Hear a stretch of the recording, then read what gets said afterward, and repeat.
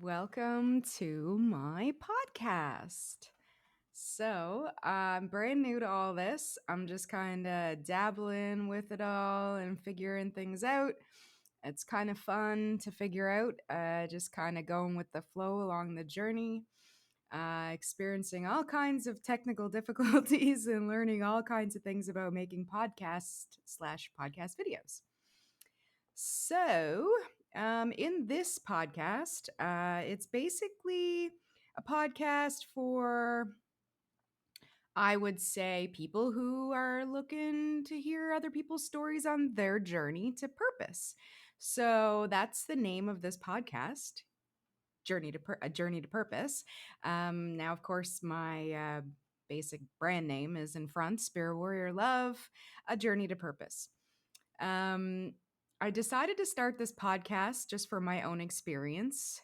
I have found along the way in my journey that other people's experiences really help me grow spiritually and, mentally, intellectually. And I say a lot too. But I really got to thank all of the people that really helped me on my journey between books and authors and celebrities and you name it. It's been quite the journey. I My plan for this podcast is to bring people on that, are all walks of life, but for the most part kind of connect to like a spiritual aspect, not just humans walking this earth in autopilot. So everybody has a story, everybody's unique, and everybody to me has purpose. So I thought, wow, how amazing would it be to bring people on who feel at this moment in time they've found their purpose and to share their journey to it? Because my journey has been very interesting, and a lot of people's journeys that I've witnessed myself have been very interesting. So I feel that when people share the things that they're feeling, the stuff that they resonate with, the struggles that they've gone through, it really helps other people and it's helped me. So I was like, you know what? A lot of times I look at a lot of people like healers and people who read tarot cards and people who do Reiki and just coaches and all these different types of people in the world today. And I'm like, how did they get here? How did they find their way to this point? And the thing that I also notice is that for the most part, we genuinely have like a similar kind of consensus and a feeling and an idea of kind of how what the world is in a way. And but that's the other thing that I also appreciate and find great, awesome, unique is that we all interpret and perceive the world differently, which is amazing and it's fabulous. And it took me a while to get to a point where I just opened up my belief systems in a sense that, the only thing I know for certain is that I don't know everything. And I just like to listen to other people's stories and see what resonates with me. And, some things resonate and some things don't. And that's okay. I'm not going to let myself be triggered by other people's stories as long as they're not physically harming me, of course. so, um, Basically, I guess in this podcast, I should start off with explaining a little bit about me. My name is Tracey, and I'm 41 years old, and I'm currently starting this podcast. And right now, I'm just learning little bits at a time. I'm trying to do video and podcasts at the same time. So I'm learning all about the setups and the backgrounds behind me. So I'm learning a lot about lighting and cameras and mics and stuff, of course. But I don't want to create a too long of a podcast today. I'm just kind of trying to get in and start making content because I'd really like to start bringing on people and interviewing people and just kind of sharing my story along the way and filling in like some voids or whatever as the time goes along and maybe just sharing a 10-minute podcast here and there. Just like with my journey, just sharing my journey. And so I basically born in Ontario, moved to Nova Scotia. I ended up having my daughter when I was 15. I completed high school when I was supposed to, moved out on my own when I was 16. And interestingly enough, I never really looked at it as a challenge. I just looked at it as that was my life and it was great. I didn't really feel like it was a huge struggle. A lot of people kept trying to almost put that on me by like congratulating me on the fact that I did these things. And from the outside looking in now, I can see why people would feel that way because maybe they didn't go through it. However, I was just living the journey. So I've had a lot of little stories that have happened in the meantime of things that have happened to me and interesting events and how I could go back to realizing how I manifested things and created things in my life even at a young age. I like so many events, so many little things happen and it just blows my mind. But yeah, so I finished high school and then I went on to do college and I did motor vehicle repair because I always enjoyed fixing things and learning about how things worked. My brain is always like why, and science oriented, and I've always loved that show, How It's Made. And yeah, so then after college, I ended up having my son when I was 23 years old and I started having health issues. And at this time, as well, is when I started an apprenticeship program with the federal government. And it was basically in house. It allowed me to get a marine technician ticket after my apprenticeship program was done. And luckily enough, it also allowed us to do Red Seal Millwright. So I did the interprovincial Red Seal Millwright program and also became a interprovincial Red Seal Millwright. So I worked there for 8 years. And, during that time, I had health issues. And one of the things was acid reflux. Now, when I was a child, I had tonsils removed, I had tubes in my ears. And, years go on, I start having acid reflux. Now, at this point in time, I knew nothing about food and what it did for my body, and that, technically you are what you eat. And so I was going to the doctor, and the doctor had put me on Pantaloc, which I've learned recently in the last couple of years. Apparently, there's lawsuits out against this prescription, which so I'm really glad I got off of it. But I was just cooking supper one day, and there was a show on TV, and the guy was talking about the things they don't want you to know about.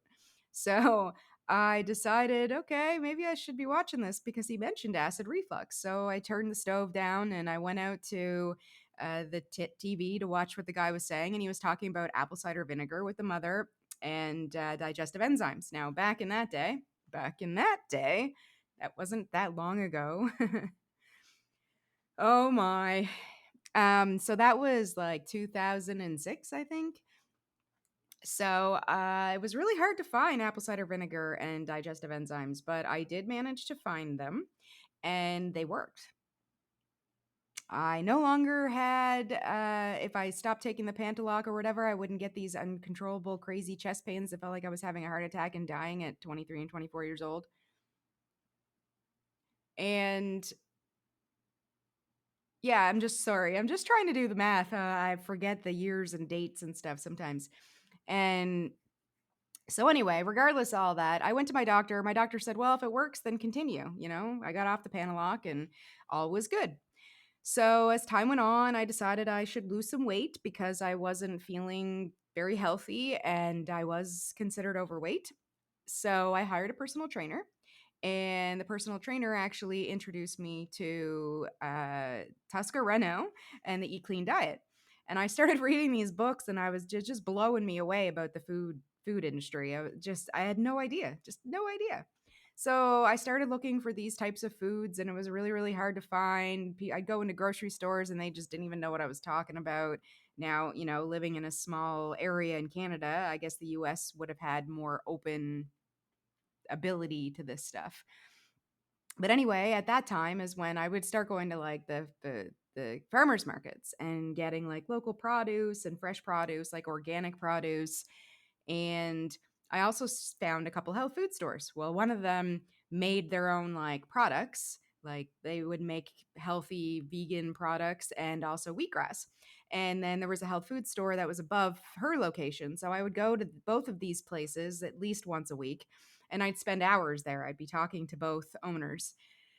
And I was just, learning so much, and everything was just so amazing to me. So I decided to enroll in a program to become a holistic nutrition consultant. And so as I started doing this program,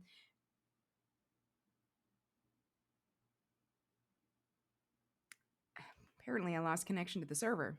I don't know if this is still recording or not. Anyhow, I'll continue as if it's still recording.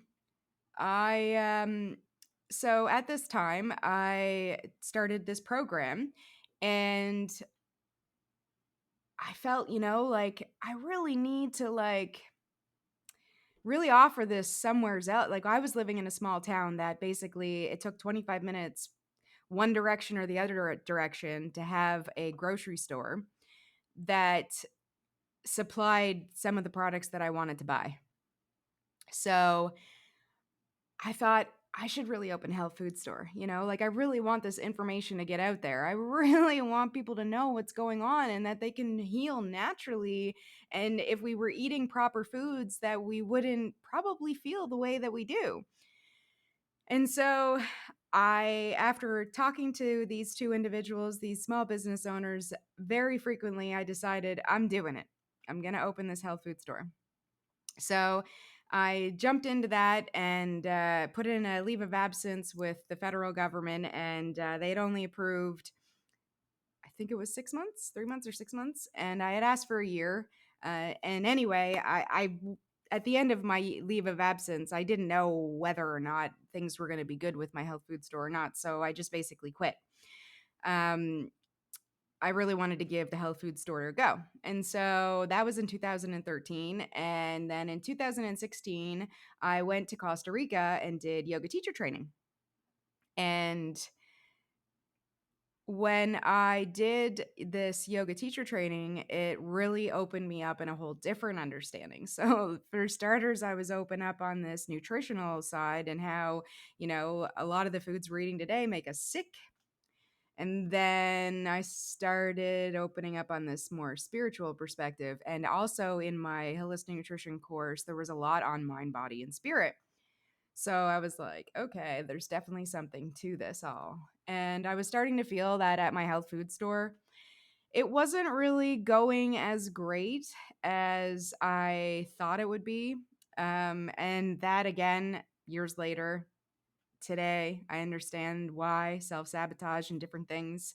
I wasn't prepared. I didn't know myself spiritually. And I also gave a lot of stuff away for free.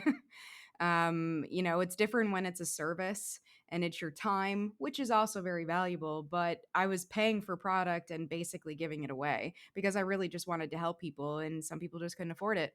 But that didn't really help me because I needed an income. So I ended up closing the health food store and decided to go in with a couple people into a wellness center and tried to make a go for like a yoga studio slash massage slash acupuncture, holistic nutrition, and different things there, and supply some supplements and different things. But I had some stuff going on in my life at the time, and I wasn't 100% sure what I was really doing, and felt like I needed a change. So I ended up moving to Newfoundland. And during this time, I, was just kind of figuring my life out, just kind of being free, and still wasn't quite sure at that point in time who I was. And I met uh, my boyfriend at that time, and things were great. We learned a lot together, and I decided to open a yoga studio in the area that I was living in. And so I had the yoga studio for a little while, and some spiritual things happened at my yoga studio between a couple people that I'm not going to get too much into right now. If at some point in time these individuals would like to share some stories along those lines, I would be willing to have them also come on the show and talk about the times and experience that happened in that moment, unless they give me permission to discuss it. And then I would talk about it more. discuss what I observed in it. And anyway, um, so within that, it actually brought me to the Bible. And I had no religion growing up. Like there was no, my parents didn't talk about God. And, there was little stints of stuff that happened in my childhood because my friends were going to church and like catechism and different things. So I would be involved in some of that stuff. And I remember there was like this woman in my apartment building that I lived in. I was only like 12. I don't know. I was in grade 5 or 6 and she was like in her early 20s and I thought she was like an adult. Well, I mean technically early 20s are adults. But anyway, she kind of gave me a Bible and introduced me to some stuff, but I didn't really pay much. I did pay a little bit of attention to it. It did mean something to me because I do have stories in regards to that and with which in belief and manifesting basically, which was has very interesting stories. So anyhow, I got into the Bible, and that was in 2018. And for 3 years, I heavily self indoctrinated and literally barely worked. I spent hours and hours and hours and hours and hours of endless watching videos and learning and educating and reading all different Bibles and ancient scriptures. And I mean, understanding how, like, it was a certain culture that wrote the Bible in a different language, and then it had to be converted. It was converted into another language. And then you got Constantine in like the 328 AD or whatever. That was kind of the government that decided to rewrite and write scriptures. And, like there's all so much information behind it. And during this time, I just never felt right. Like, I wouldn't talk to family and friends because I was scared that I was going to be the reason that they rejected Jesus and they'd go to hell. So it was it was a really hard time for me, to be honest. Like I had waves, like, small amounts of time I felt like this felt right, but then it felt horribly wrong, because, like, the Bible was telling me I was this wicked and deceitful person with my heart was wicked and deceitful, and that I was a sinner, and that some man had to die on a cross for me. And like, Christians would tell me that if I sin, it's like slicing Jesus again. And just I could go on and on and on about the stuff that got told to me during this 3 years that felt like 25. And so, I mean, I'm not even joking. It was to the point that during COVID, I thought I was going in the rapture. I thought it was the end times and Jesus was coming and I was going in the rapture. So I literally did not plan for the future. I was full of anxiety. I had panic attacks. I didn't know what the fuck was going on. Like, my life was a mess. And I again, at another date, I'm hoping that I'll spend a little bit more time with my experience in that. But to carry on, in 2021, I luckily was introduced to a book called A More Christ Like God, because I couldn't let go of hell. I couldn't let go of hell because I'm like, well, if hell doesn't exist, then how do I believe in God? Because that's what it's all about. And but at the same point, I struggled so deeply because I just didn't understand why a person who only lives maybe on average 80 years of life on this planet deserves to be tortured and burning torment for their whole eternity, forever and ever and ever, forever and ever, amen. Like, it just never sat well with me. And again, they talk about the age of accountability. And so I'm sitting here and I'm like, okay, so a child, say at 12, hits the age of accountability on this mysterious one day, and now she's accountable and she hasn't said her magic words to be saved from Jesus, and she was supposed to do her homework and she wants to go play with her friend, and her mom says, Susie, did you do your homework? And she says yes. Then she just lied and she didn't say her magic words to have Jesus save her. So now she goes out and gets hit by a car and dies. So because of that small little thing for that small period of time, she deserves to go to hell for all eternity. And it just started seeming weird to me. And it just got to a point where I'm like, I don't feel like I want to be in heaven. I feel like everybody I love and care about is going to be in hell. So I think to me, hell would be heaven because I'd be with all the people that I love. So I don't want to worship this God who sends his children to hell because they didn't do something. Like, I'm a parent and I'm like, I would never want to brutalize my children forever and ever because of things that they've done. Like, so anyway, the more Christ-like God kind of opened me up to realize that there wasn't hell. And so I was having trouble with it though. So I started going through the Bible and writing down every single scripture that had to do with hell, the lake of fire, all of the words that had to do with hell. And the person who wrote the book, A More Christ-Like God, I actually reached out to him because he lives in BC and sent an email and just was mentioning about, does he have anything I can reference to instead of me spending now another 5 months into finding every scripture on hell? And he said, I've already done the work for you. And he had a book called Her Gates Will Never Be Closed, I think is what it's called. So I bought that book and it just opened me up. So, I mean, at that point in time, though, I was really struggling because I'm like, now I'm letting go of this identity and I don't really know what I am anymore. And now I feel really stupid and I feel really bad for things that I might have said that offended people in my belief. And, just the fact that I stopped talking to so many friends and family. And like, it was a hard transition to accept and be okay with. Like, a lot of my friends seen me go through that. And, I've had people tell me I was a Bible thumper, like, I'm like, no. But anyway, I slowly started to come out of that. And honestly, during the time that I got into the Bible, in my yoga studio, I shut it down and I threw out thousands of dollars worth of stuff. Like those like singing bowls. I had thousands of dollars worth of singing bowls and I threw them in a river. Like, I threw out clothes. I threw out everything because they were evil. I wouldn't even do yoga because it was evil. I couldn't meditate because I'd let evil in, and just so much stuff that really mentally fucked me up. And so as I started releasing this stuff, that this is more so when panic attacks started to come in too.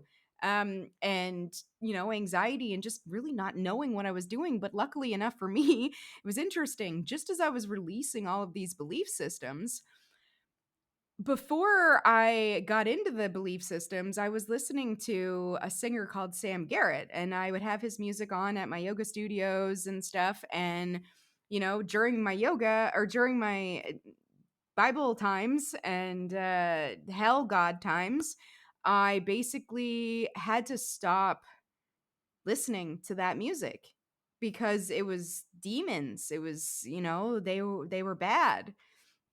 But when I let go of this belief system, interestingly enough, Sam Garrett and Molly Mendoza, I think they're the names are proper. The song came up that was called I Choose to Live in Love. And I watched this video of them playing and singing, and I'm watching these people that are in this video, and all I can see is love.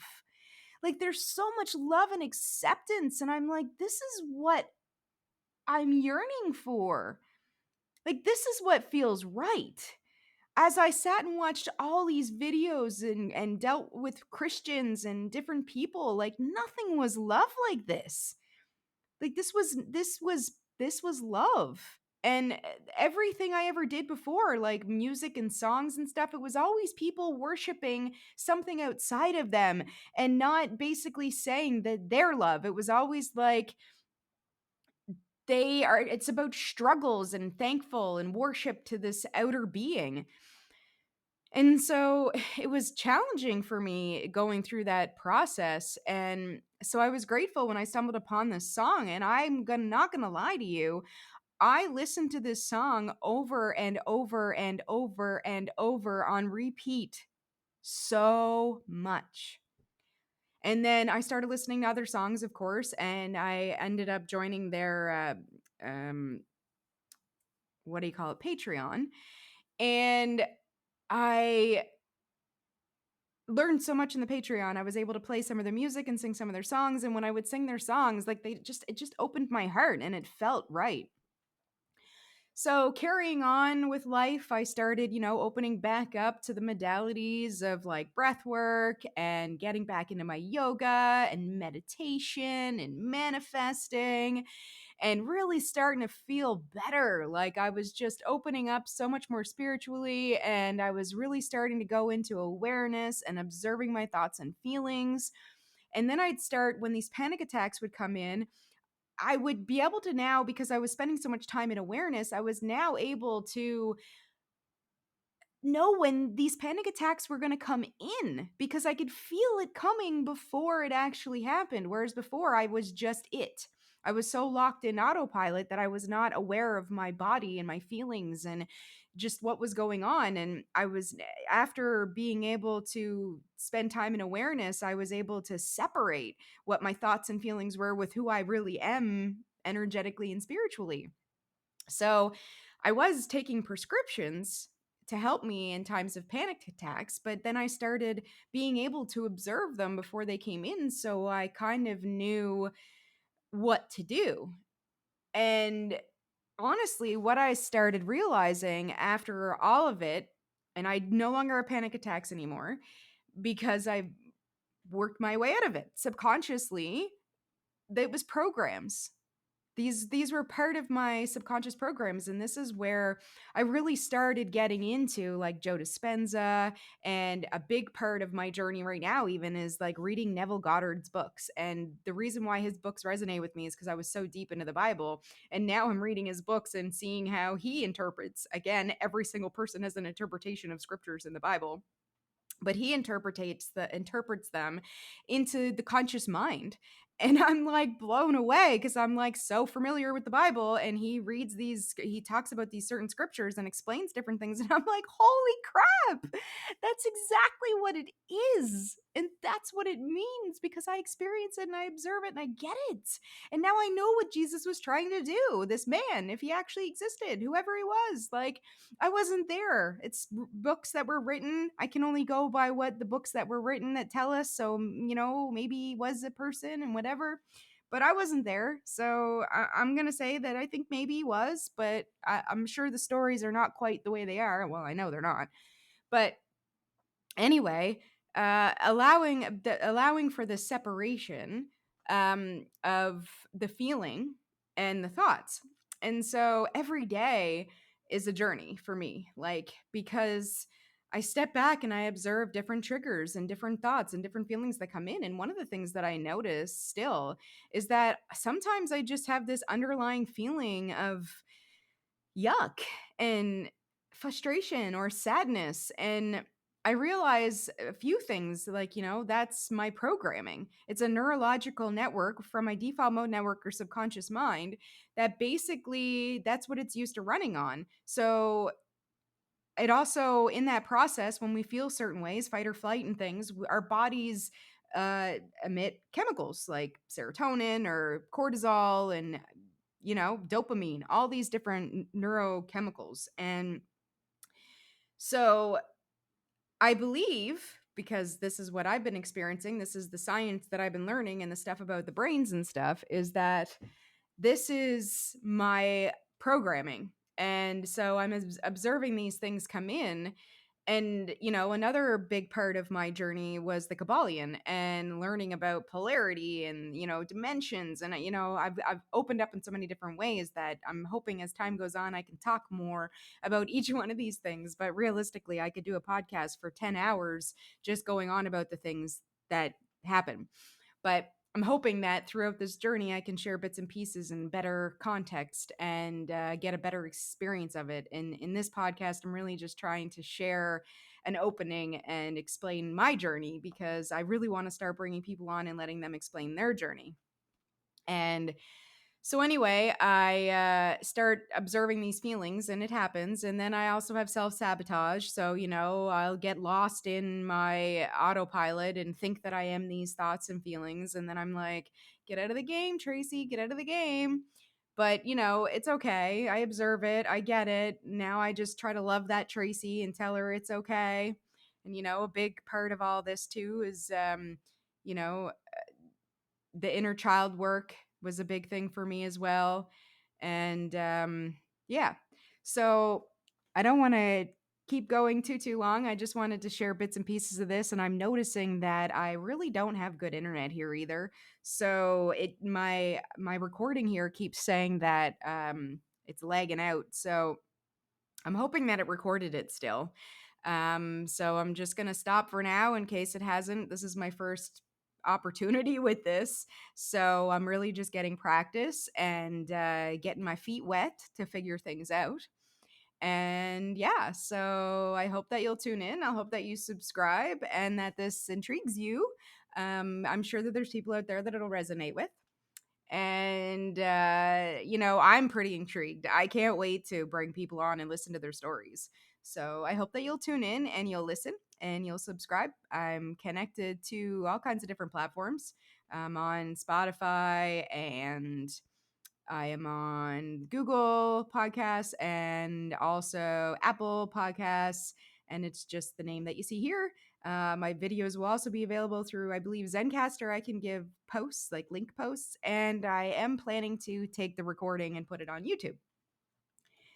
So, anyhow, if you're listening, thanks for listening. Peace and love. Tracey. How do I end it? This is so fun. Just being raw with it all. So, apparently, oh, the stop button right here. Fun times. Anyhow, have a great day.